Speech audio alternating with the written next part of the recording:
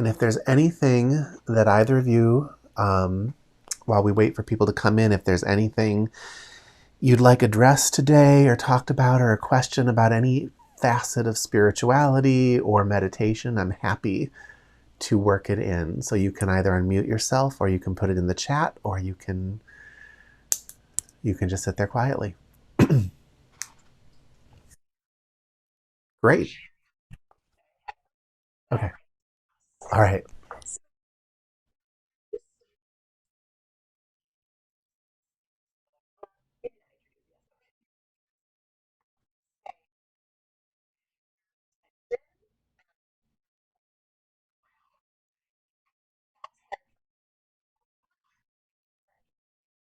Mhm. Yeah. So let me repeat the question, just because your voices don't make it to the recording. Um, so what's being asked is, at the beginning of every class, I tell you guys to place your attention at the forehead and crown. And someone is saying, I'm not really sure what that means. I'm not really sure I'm getting that and what that means. So here's what that is, first of all. At the forehead, you have the pineal gland, right? The pituitary gland. And deep in the center of your brain, you have the pineal gland. And the pituitary gland is actually like rudimentarily shaped like an eye. And it is something that spiritually people believe that if you can stimulate this gland, it actually opens up your inner vision and allows you to participate with things that are beyond the senses a little more. And a lot of what you experience in meditation is a quieting down of the senses and this broader opening into, in the beginning, this something bigger that just causes this relaxation in you for some reason. And as you keep going, that something bigger starts to become more nuanced, but not necessarily any easier to talk about. But when we say place your attention here and here, what we mean is nothing more complicated than just have an awareness of this spot and have an awareness of this spot. So one trick that people use to get there is they might just scratch their forehead a little bit and just scratch up here a little bit and just be aware of the feeling that remains after you've scratched that. That's all we're talking about. And I usually tell people, if that's screwing you up, just let it go. Because the reality is, anytime you're truly focused on anything, like if I told you to give all your attention to your big toe right now and you really did it, you would find that a part of you is here and here. Focus brings you here and here. But sometimes having someone just focus here and here is helpful at actually facilitating focus. So it wakes up master glands that kind of organize your entire hormonal system and just get you ready to really relax and opens you up to the gifts that come with meditation. But if it's messing you up, and sometimes it does. Some people they can't relate to it. And they end up spending the whole time just wondering if they're doing it instead of meditating. Then just focus on the breath, but really do it. And if you really do it, what you're going to find is that there's a little bit of activity here and a little bit of activity up here. Does that? Okay, good. So, yeah. There are paths where the entire path is they basically tell you just to focus at the third eye right here. But I think what's more important is that you focus, period.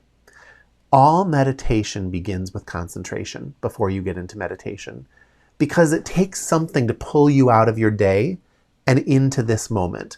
So you usually do have to give yourself just this focus period on your breath. And then once you're established there, you let go and you can abide there. You can relax in that space. You can make that space your home for a while. And that abiding is meditation. So that's all that matters. And if you can't do it, don't worry. Just focus on the breath and really give yourself to it. So why don't we do that now?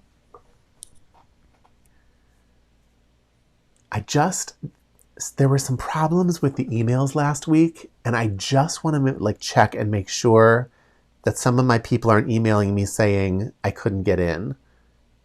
No, I think we're okay. Okay. All right. Sorry, guys.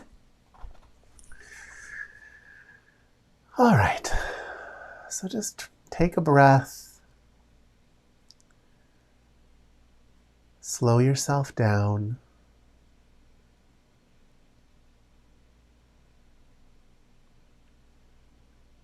Enter the expansive patience of this eternal moment.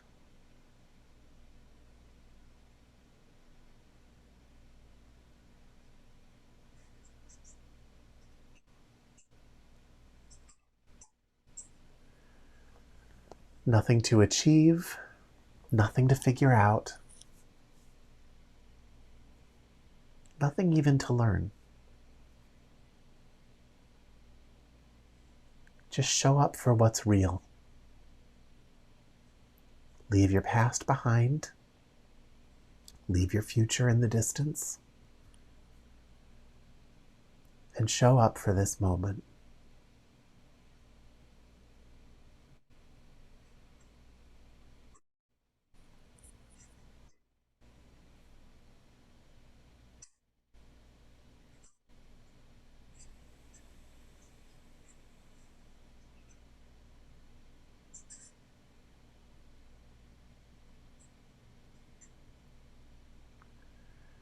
From this place, step into your breath. Be right there with every phase of your breathing as you arrive in the room where you are.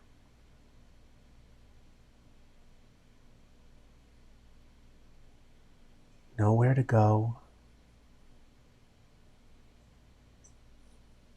nothing to rush through.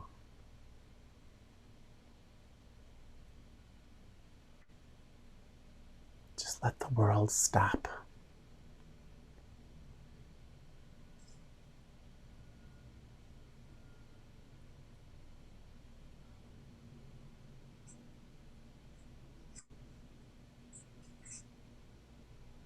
And as you do that, notice what's left.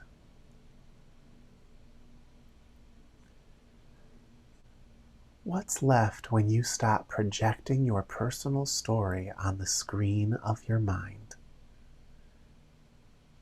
and instead just sit with what's actually here right now?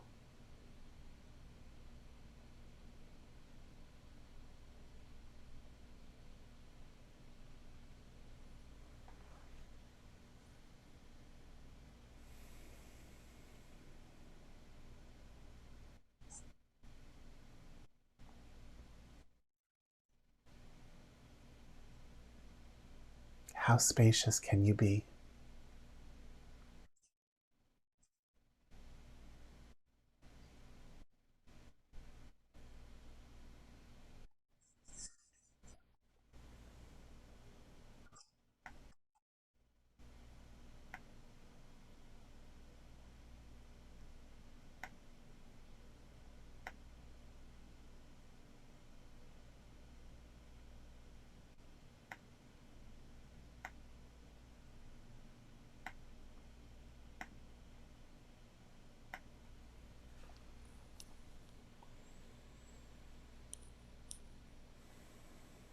How quiet can you be?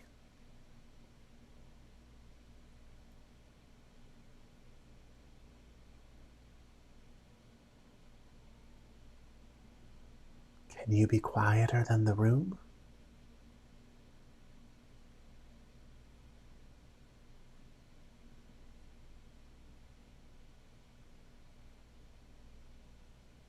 Can you be quieter than the sound of your breath?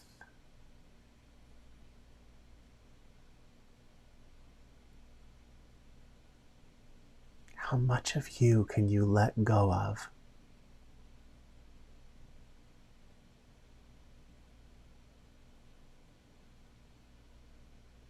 To stop projecting yourself into the space.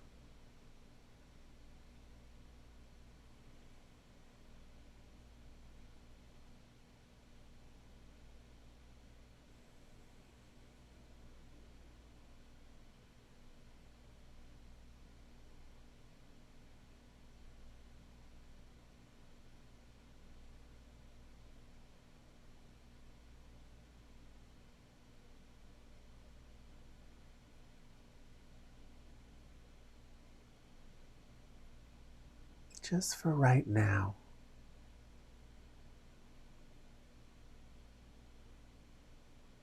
what if you just decided to need nothing?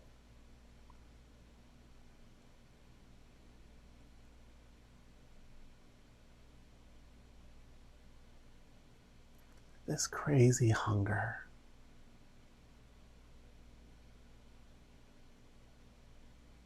that you wield all day long for entertainment, for food, for validation,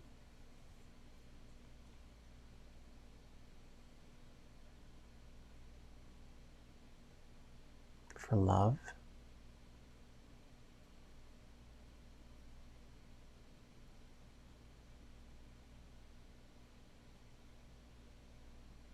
What if you just released it all right now? Just open the container and let it fly away.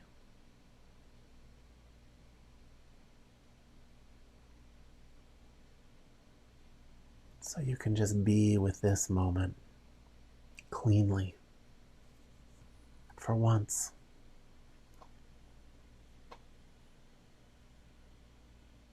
See who you are without all these stories. Live something authentic, non-conjured.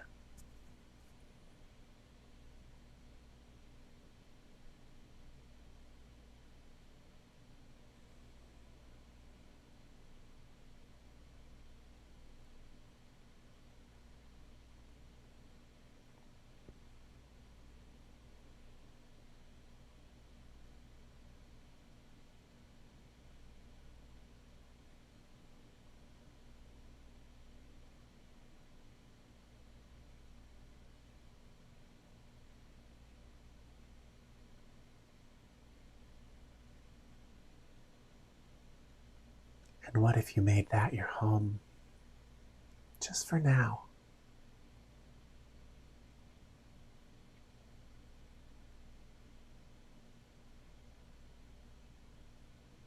For this eternal now.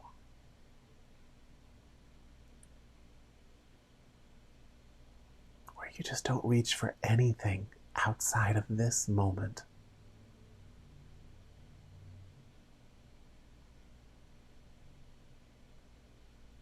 Insist on nothing.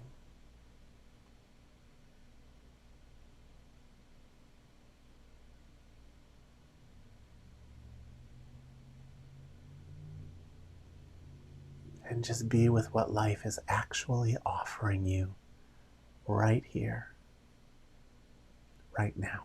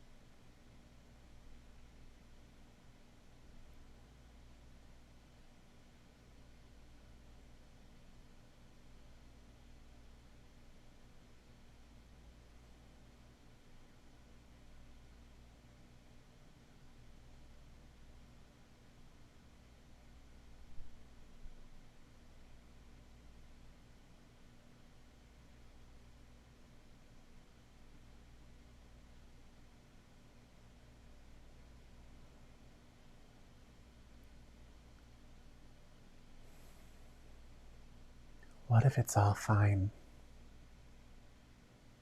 Exactly the way it is.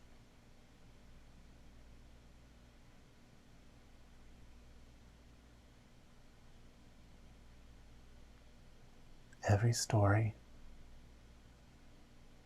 every challenge, everything that's been put on your plate.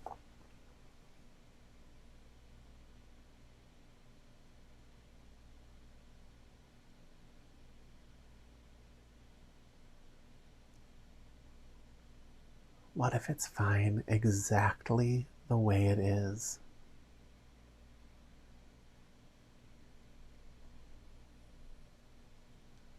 What if the fight against everything you don't feel like doing is done?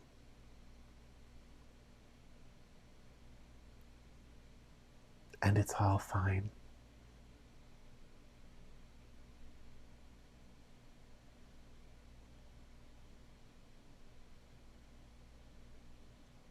What if it's all just a series of innocuous steps that you will walk through?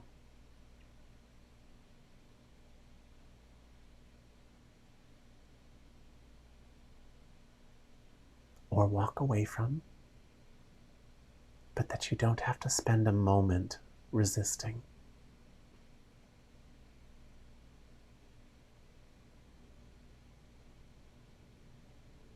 What if you let that be done in this moment?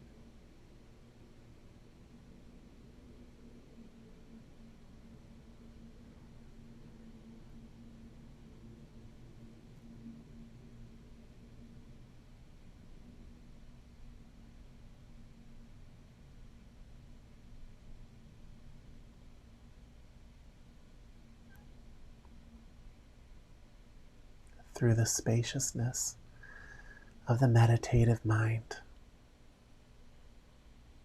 What if you just untangle yourself from your resistance?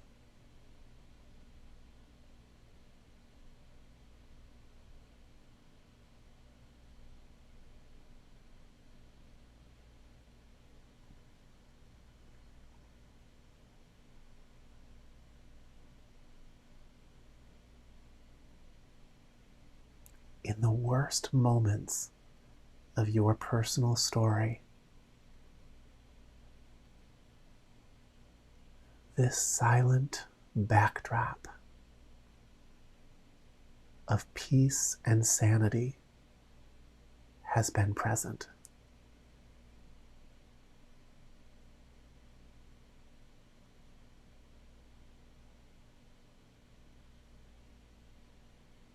All we have to do is acknowledge it.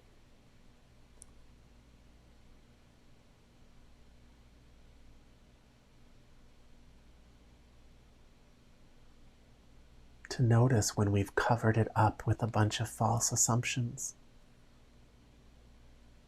And just step back into it. Because it's a skill that we've practiced.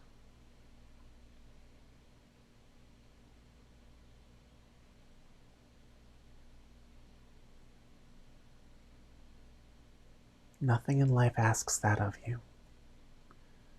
The system is designed for you to get caught in emotion.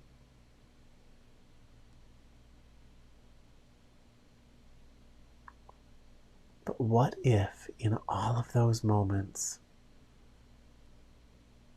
you could stop and take the same breath you're taking right now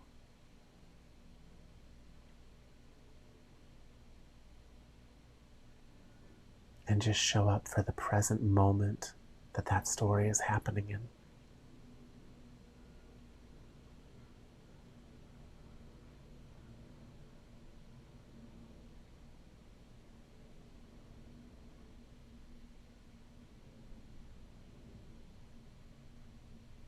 What would that change in your day?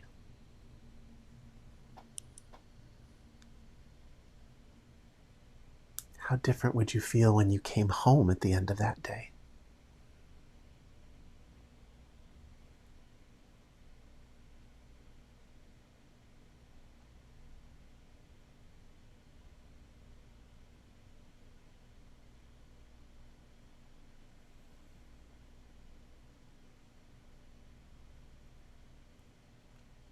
The system is rigged against it.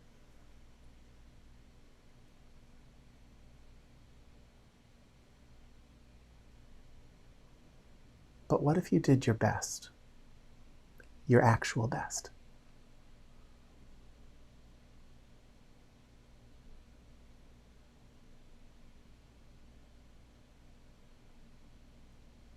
Tried to catch yourself before spinning down a web of stories.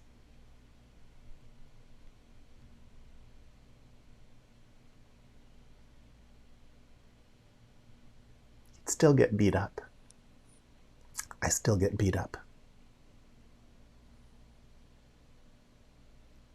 But none of that is what's real about my life.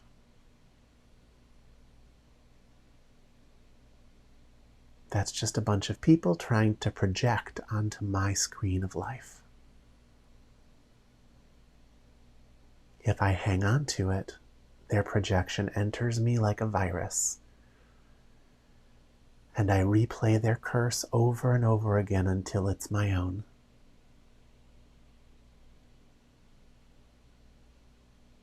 We all do it. I get caught in it sometimes too. How quickly do you wake up? How far down does your life have to go before you wake up? That's what you can work on.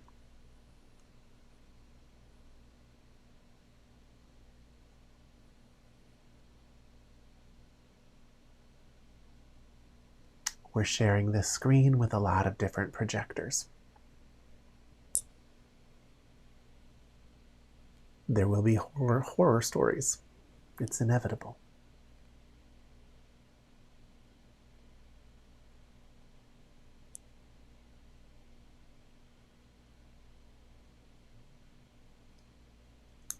But when they're done projecting, do you make it yours?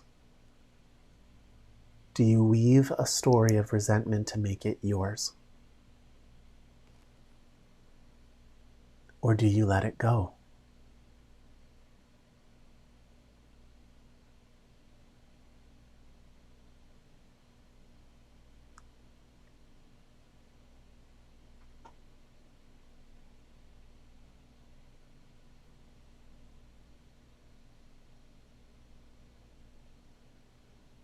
Do you let your sense of justice force you to hang on to it?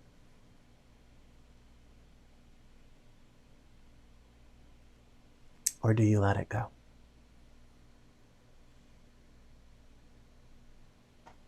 You know, I have a somewhat contentious life.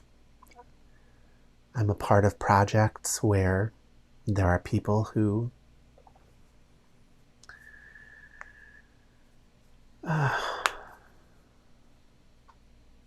don't want to let the science I'm working on be scientific. They would rather use that to aggrandize themselves or their professions. I'm always having to do battle. I don't enjoy it. But if I'm not careful, long after they've stopped attacking, I can create a version of them in my head that I can continue to fight. And then they've taken not just one difficult hour, but my entire night, my time with my husband, my time with my dog.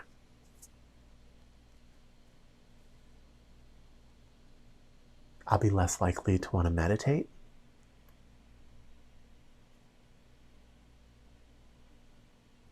The only thing that'll save me is sleep. Or, if I know I'm walking into something difficult, I can remind myself that someone's about to project onto my screen. And when they're done projecting, I'm not going to hang on to it. That I'll take up a sword while I'm being attacked, and I'll defend what I have to defend, whatever I've agreed to defend.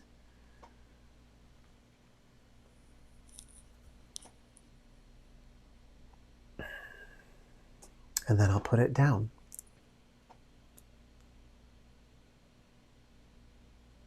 And when my body and my mind bring it back up, because it will, your body and your mind just got assaulted. The body remembers. I'm going to take a breath and I'm going to enter into the fullness of the moment I'm actually living. I'm not going to ignore the wound. I'm going to make it available to this moment. I'm going to deal with it the way you've seen me deal with it in other classes.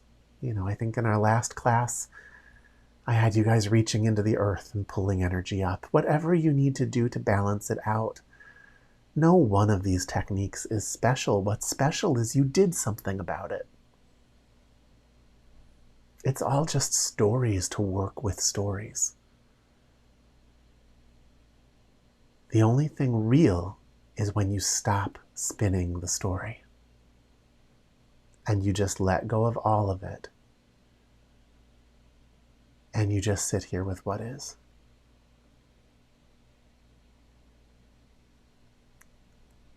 The rest is just a bunch of useful parlor tricks.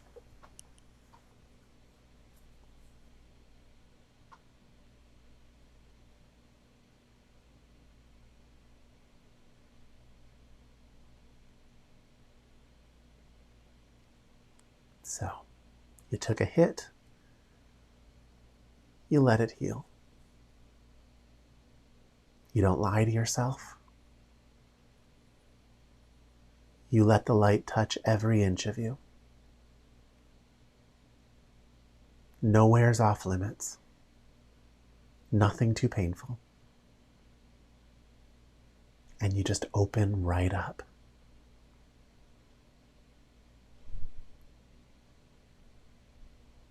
Now, if you really establish yourself in that space, then from that space, you can take what happened in the story and put it up on the screen of the mind without reacting and just sit with it in meditation.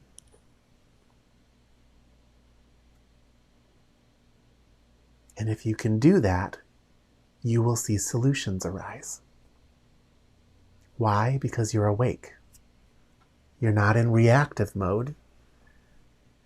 When you're in meditation, you have every resource in the universe at your disposal.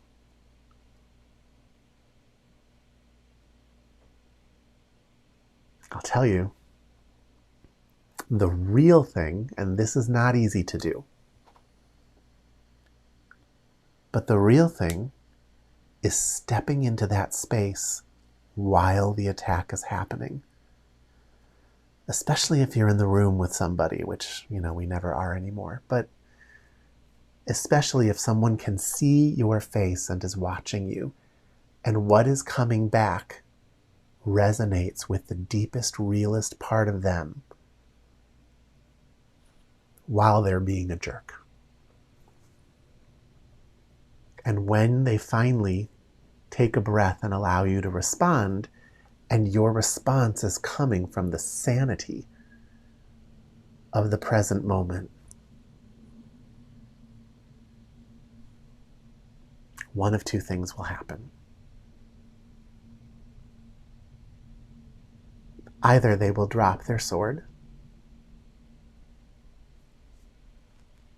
or they will be so disturbed by the rebound of their own energy coming back on them that they will start spinning out. And they'll usually embarrass themselves. Unfortunately, in my world, that's more the norm.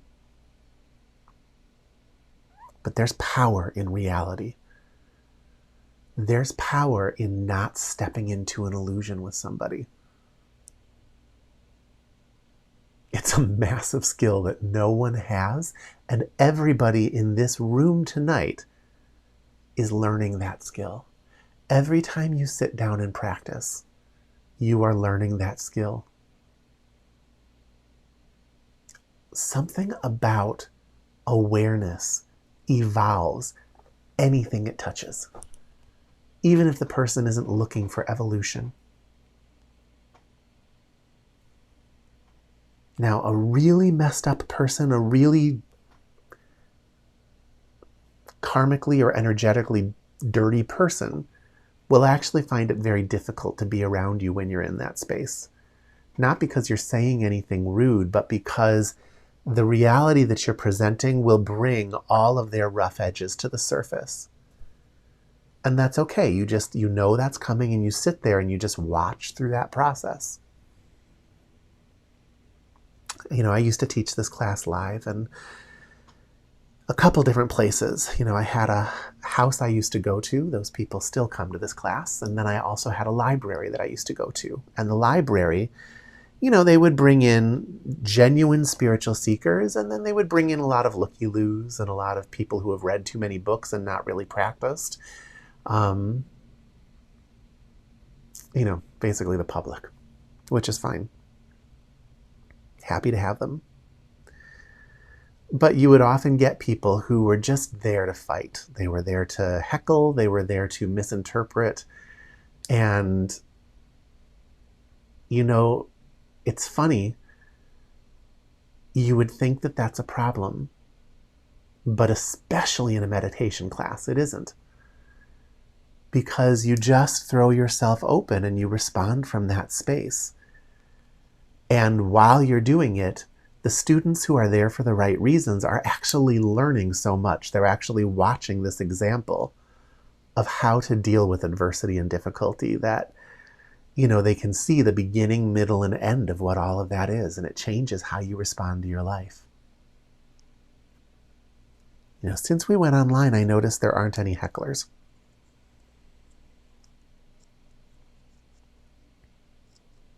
I'm not sure why. But my point is that it's not a problem. There's a way to grow when it isn't happening, and there's a way to grow when it is. And as long as you're growing and showing up, it's all you need. It's all you need to achieve the goal of your life. There is no one story that you're here to achieve. What you're here to do is learn how to stay wide open and awake for everything you do. To have your heart expand deeper and deeper and deeper into this moment, and to be aware of the causes and effects that arise out of everything you do. And that includes when you fall asleep. To fall asleep and see everything go downhill. Asleep to your spiritual life, I mean. And see everything go downhill slowly over time. And then have to crawl back out. That's where all the learning is. So there's nothing to ever be hard on yourself over. And there's no scenario that doesn't serve you, as long as you are showing up for that scenario. Doesn't mean you seek out adversity. Most of the difficult things in life, we're meant to spend a certain period of time with them to learn what we need to learn, and then we don't need to do them anymore. But while they're there, they are your most important tool. In shamanism, that's described through a term called the petty tyrant. Shamans used to purposefully put themselves in horrendous situations and actually get themselves trapped, sometimes in slavery even,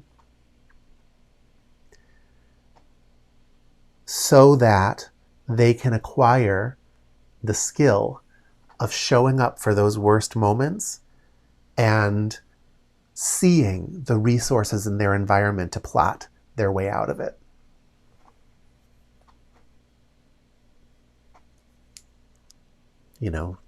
The ancient shamans would end up in slavery because we did horrible things in this country. But you have your own petty tyrants. and they are actually gifts. That doesn't mean they're enjoyable. It just means you need to find your way out of it. And it has to be something that in the process of getting out of it, you don't completely tank your entire life.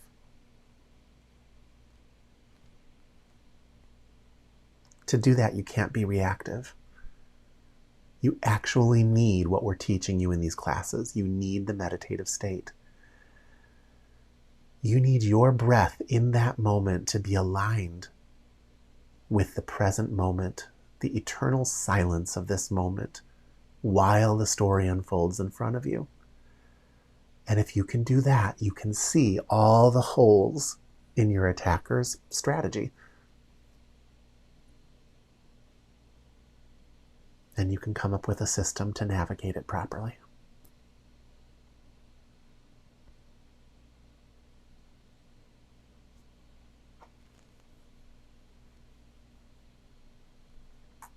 Does that make sense? Are there any questions about that?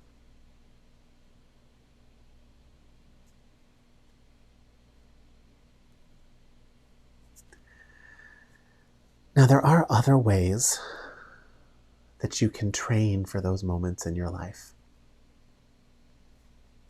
Because the fact is, they're always going to happen. It's built into the fabric of life that you are going to be challenged.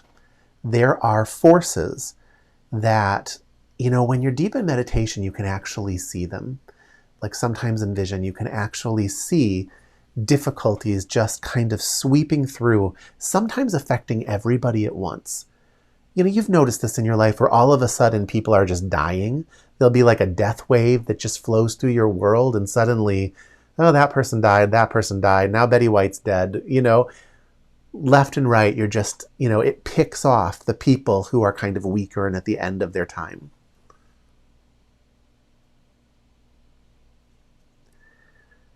There are ways that you can prepare for those difficulties. Not the death of somebody, I just mean those waves of difficulty that just come upon you where it just seems like, this is just what we're dealing with for the next however long. And what you can do is you can stimulate that force in your own life consciously. You do this every time you make yourself do something that you know you don't want to do. So for some people, it's exercise. For me, it would definitely be exercise.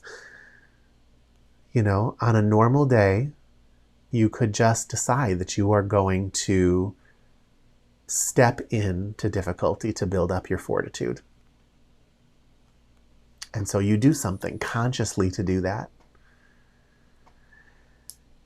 The more you do those things, the more you actually strengthen yourself against those difficult moments in your life. And we can talk about that on a spiritual, esoteric level, but it's also just there to be seen. People who exercise live longer. People who eat well, do better, think better. People who manage their ability to not lash out when they're angry succeed better. They are the ones less likely to be laid off during a firing phase. It's funny how all those things that protect just all happen to be the things that no one particularly wants to do naturally. It requires discipline. Meditation's the same way. Nobody finds themselves naturally wanting to go meditate until they've done it for a long time and come to realize that, one way works and one way doesn't. So for some of you, meditation might be that invocation of challenge. And it does provide you a buffer. It makes you less reactive. It makes you a better listener, a better observer, so that you can better survive a difficulty.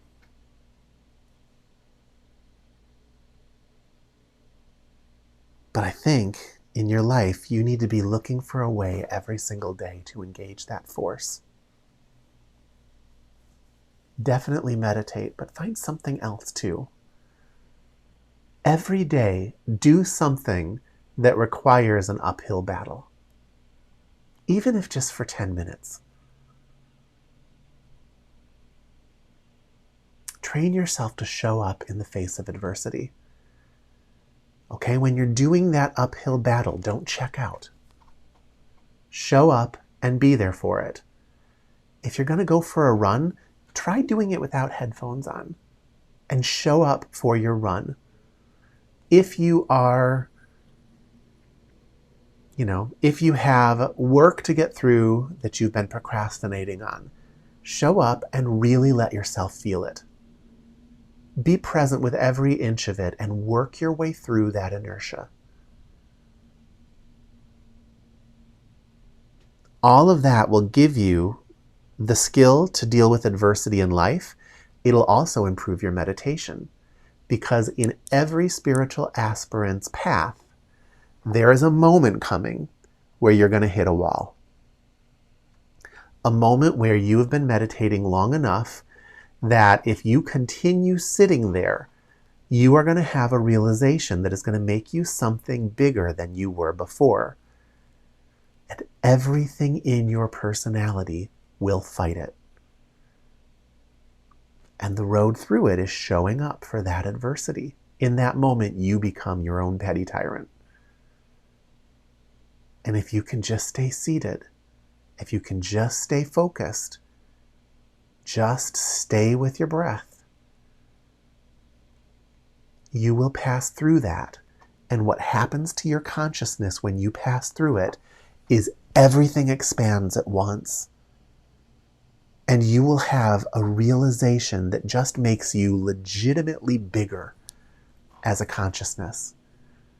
It's something that's very hard to talk about, but most of you can do it. So, that's my teaching for you tonight. Not so different than what we've taught in the past, but always a slightly different flavor, isn't it?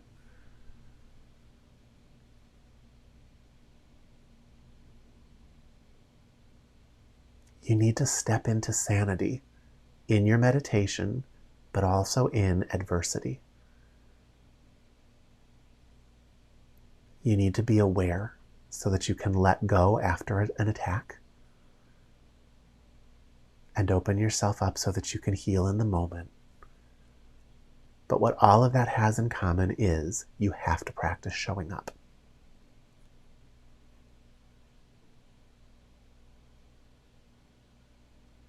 Showing up 100% no matter what's in front of you.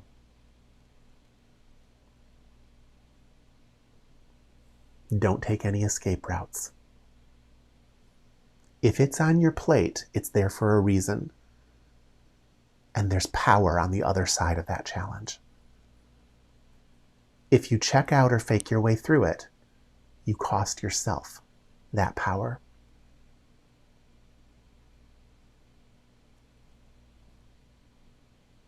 Power is earned through challenge. And by power, I mean the power to actually navigate your own experience, your own life.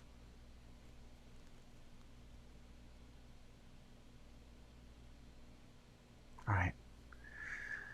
Let's go back into meditation, just so that we can leave this really centered and really open. And if you have a question, you can ask it now. Otherwise, we're going back in.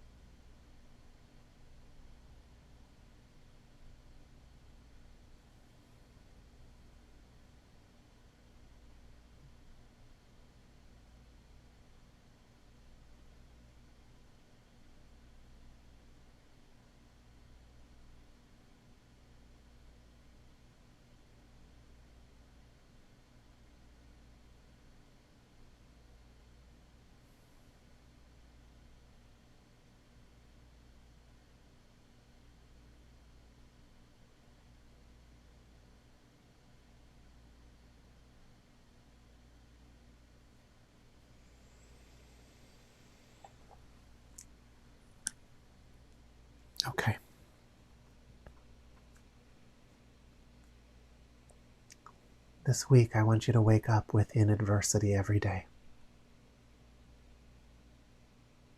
Find a way to shake yourself awake while it's happening. And make the choice to enter the moment. Once a day. Keep an eye out for it. I mean, we all know it's coming. So keep an eye out for it. And see what it's like to stay wide awake to the present moment while it's happening.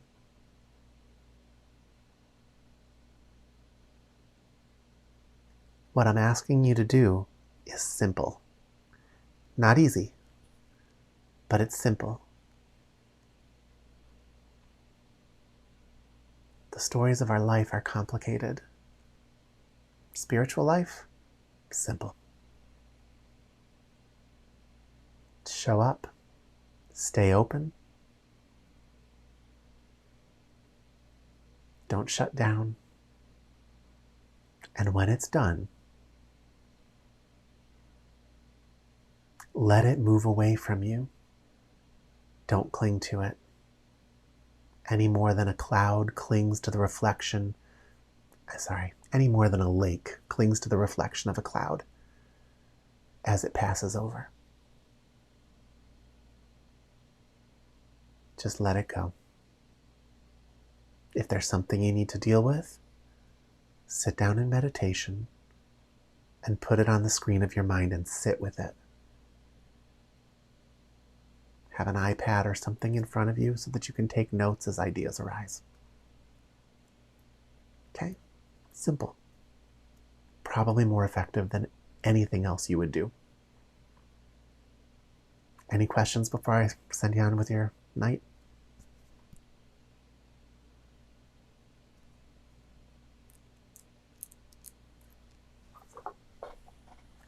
My pleasure. Thank you.